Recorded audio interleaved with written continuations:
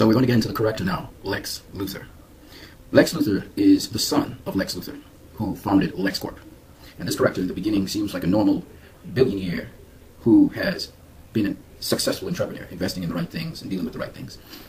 He's introduced into this film when he meets Senator Finch and another senator. And he's playing basketball at the time. He is the example of our era of entrepreneur, like Mike Zuckerberg. You can see that he has free-flowing red hair, which goes all the way back to the early Lex Luthers in the comics. And he's also a scientist, which is where the first Lex Luthor was known. This variation of Lex Luther Jr., was seen back in Man of Steel. We saw his trucks, we saw his buildings, and some of these buildings and some of his trucks and equipment was destroyed in the Battle of Metropolis. This Lex Luthor, when he's introduced to us, seems harmless, seems like one of those young, fresh, alive, alert business people, but very quickly he shows that sign of a tick, and that he's really masking something, the true Lex Luthor, just like how Batman masks himself under Bruce Wayne, though in this particular film you believe Bruce Wayne is the Batman. Just so Lex Luthor has a facade that everything is okay, everything is calm, and every now and then that facade is broken. And you saw that facade broken when he was speaking to the Senator Finch, and talking about the importance of the kryptonite that he found and for controlling the world, protecting the world against Kryptonians. And at that point in time, he makes a statement where he talks about saving the world, and he takes the globe and slams it down violently upon the glass that is holding the kryptonite in it. And for that split second, you see the difference between a man behind a facade and a raging, megalomaniac maniac who is obsessed with not just control, but he's obsessed in proving that he's correct about exposing the world to those who he thinks is more powerful than himself, or those who he thinks is more righteous and better than himself. And this comes, as we will find out later on in the film, as the character is developed and reveals more of himself, this comes from his abuse by his father, Lex Luthor Sr., who we may know as the Lex Luthor, but in this alternative reality, he doesn't exist anymore, he died. And we learn a lot about Lex Luthor's philosophy, his motivation for wanting to destroy Superman. It starts to hint at it early on when the other senator refers to Superman as the only Kryptonian they know, which they need kryptonite for. And Lex Luthor dismisses it, but you can see he's a little bit irked by such a statement. Again, these are all subtle expressions that the actor is performing before the audience. And Senator Finch picks up on this as she's listening intently and watching him. Now, the next scene we see with Lex Luthor has to do with him being at his house. He's invited Bruce Wayne, Clark Kent is invited there, to attend a function, a philanthropic function. And I believe Lex Luthor was introduced to speak to the gathering there, and he was introduced by, I believe, Lana Lane, who supposedly in this universe is either married to him or engaged to him or whatever. But Lex Luthor, in making his speech, he starts off, with a mumbo-jumbo, and he seems very funny and light.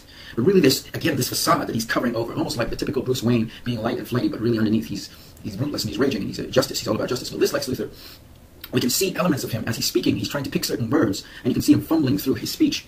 And to some people, it's off-putting because you're thinking, what's wrong with this actor? He doesn't feel like he's incorrect, but actually Lex Luthor is actually fumbling, not because he cannot speak to people, not because he's not fluent. He's fumbling like Mike Zuckerberg because in his thoughts, there are other conflicting thoughts going on, and he tries to reveal it and put it into a cognitive term while his mind is racing on the plans and strategies he has put in place. And he sounds almost incoherent at a certain point in time.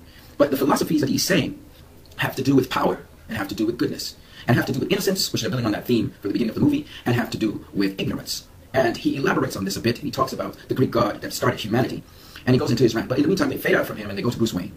And Bruce Wayne meets up with Clark Kent in this story and scenario, and they have their ongoing feud of different ideologies that clash against one another. And then here comes Lex Luthor. And what Lex Luthor says, again, hints to the kind of person he is. Now, this character of Lex Luthor is developed even outside of his presence. Even when he's not on stage, when the actor is not on stage, you learn a lot more about the character of Lex Luthor. Here, you see Lex Luthor hinting to his knowledge about both Batman and Superman. And when he's introducing Bruce Wayne, he says something like, maybe we can work together. I have a lot of things I'm working on that are quite... And he uses a negative word to denote that he's working on something kind of diabolical. But he's literally saying this. And if you know anything about powerful people, they like to, in plain sight, hide. So, they say certain things and they throw words at you. And if you're not sharp enough to pick it up, you won't pick up what they're saying and their intentions. So he's clearly sending a signal to Bruce Wayne, where Bruce Wayne goes completely over Bruce Wayne's head. And then he says something about Clark Kent. This is a guy, you don't want to pick a fight with this guy. He's very strong and sturdy. And it tells you that Lex Luthor knows who Clark Kent is. He knows who Bruce Wayne is. And it also spells out, later on in the movie, you'll realize he's actually picked these two men together. He says, I love bringing people together. He's talking in a diabolical way. But it's not easy to pick up initially.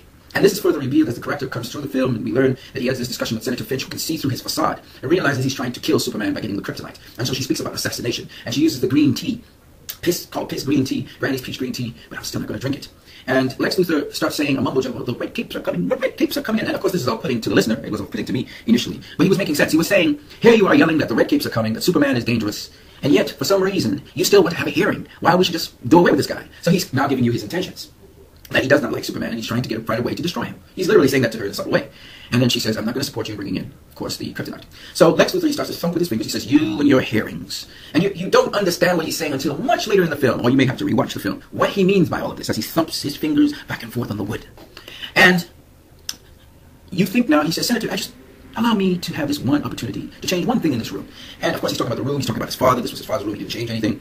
Notice he mentions his father, but does he mention his father with love? No. He mentions his father with respect. And all of these are little hints. And he says, I want to change one thing in this room. And he says, devils don't come from hell beneath, they come from the sky. And he says, in other words, he wants to change the picture. And the picture is a picture of an archangel from heaven casting down the devil as he's cast down under. And he wants to reverse that picture. And that tells you the diabolical nature of this man. But at present, you're not aware of it. So as the corruptor starts to build, it goes to the bombings where Finch has gotten rid of, and Superman's kind of set up in a sort of way now, kind of by extrapolation. And people start to protest against Superman. You know, Lois Lane discovers that it's really LexCorp that's behind those bullets, and that someone from LexCorp is trying to frame Superman. And she tries to talk to Superman about it. He doesn't want to listen, and he flies away. In the meantime, Clark Kent has been getting these messages about him letting his family die every time a disaster happens. And so Clark Kent is wound up, and we don't realize until very late in the movie, when Lex Luthor is at the top of LexCorp on a helicopter pad, that the revelation of what he has been doing comes to fruition. And his speech is just magnificent, where he starts to reveal first to Lois Lane, speaking about how attractive she is, and come, let's go to the edge here. And then we see his cold-heartedness, where he flings her off the helipad. And she's going straight to her death, but he's playing a chess game because he knows Superman will appear where if he comes once Lois Lane falls. He knows the relationship of Superman. Batman realizes the Meta-Human Project, which he talks to Senator Finch. This man knows about all the Meta-Humans, and he also knows about Batman and Superman. And we learn about this later on in the film when he's talking to Lois Lane, when he's talking to Superman, who's flown up to go get him. Notice, he is still afraid of Superman. He's not going to go into an all-out fist fight with Superman. No, he's going to mentally beat Superman. And he starts to reveal his plot was 2 years in the making.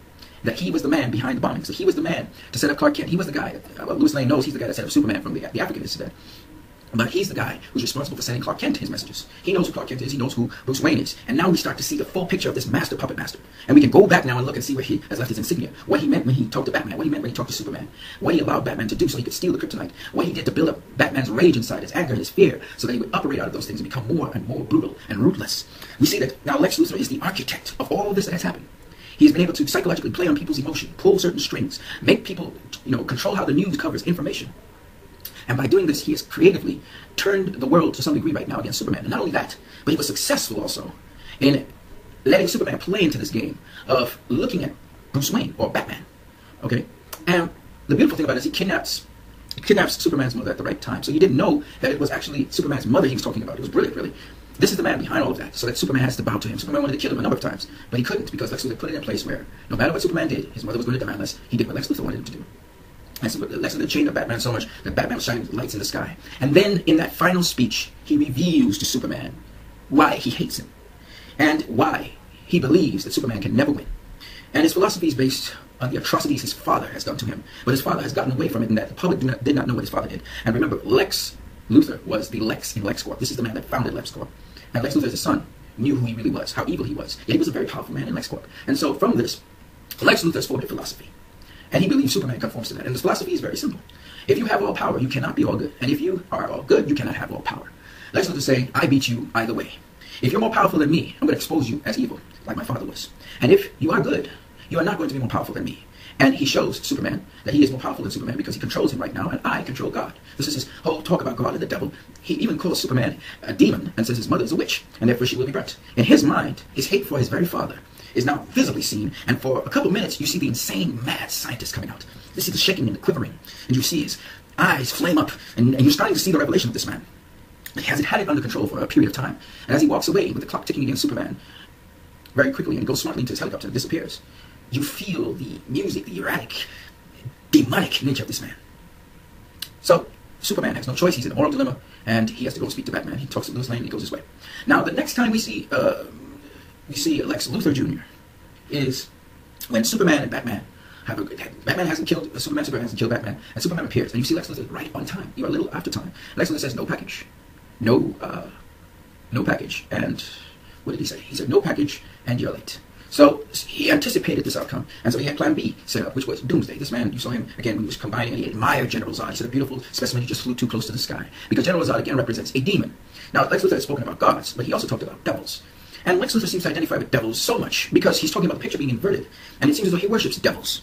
And that's very interesting in and of itself. And this may be because of Lex Luthor's father, who we don't know too much about, but how Batman had Alfred to mentor him in the pathway and keep him on the pathway. It seems as though Lex Luthor's father seem to have mentored him in the evil way. And Lex Luthor is saying, since all powerful people cannot be good, then I must, to get all power, be evil. And so he worships devils. You see what I'm saying? Now, Lex Luthor believes he's a megalomaniac, and it seems to come from his father. And it seems as though Lex Luthor realizes that the only way to save mankind on Earth is to be evil, so as to attain all power, is to determine the outcome of the situation. And even if it's temporary, he wants to get there. And so you see him learning from the ship, as he's curious and he's listening. And you can see this man is like a computer. He really absorbs all the information. But his philosophy is a philosophy, as I said before, of hopelessness. And this is the philosophy he imprinted on Batman for a season. That the only way you can change things is to impose your will on it. And so you see Lex Luthor imposing his will, but mentally, on things. And he's learning so much about, and the deleted scene gives you a little bit more information about who he was actually finding out about to contact. And then you hear him, finally, in the final scenes, when he's in prison, you see his hair getting shaved. And you see him in prison, and then he meets Batman. And Batman says, no matter where you go, I will be there to breathe down your neck. He doesn't brand him. He has some mercy. He doesn't throw the branding like he did before. And then he disappears, and Lex Luthor rushes to the frame. He says, he's coming. You don't know he's coming.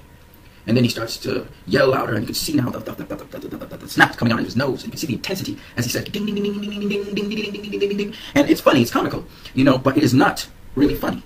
Because it seems through his scout ship, he has signaled across the stars through the world for the devils to come from the sky. And you see the last photograph where he has changed the picture and turned it upside down, so the devil is coming down, and God, or the representative of God, is from below coming up, or being cast down. So Lex Luthor is deluded, he's crazy, but yet he has sense in the madness. He's not saying anything that is nonsense or rubbish. We may laugh, but we don't know we're laughing to our demise. Let's put it that way. He's very, very, very evil and diabolical. This is probably the most deadly Lex Luthor I've ever seen, because this man is slightly crazy and he has logic to his craziness.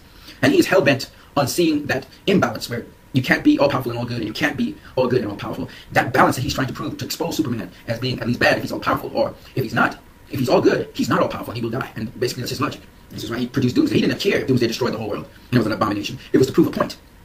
And he is really seriously about proving that point, to balance the scales, to avenge his father, and still to make his father proud. He believes that by avenging his father, which possibly he killed at his own hands, I wouldn't be surprised if he killed his own father, because probably his father's proud that his son killed him. This kind of demented thinking.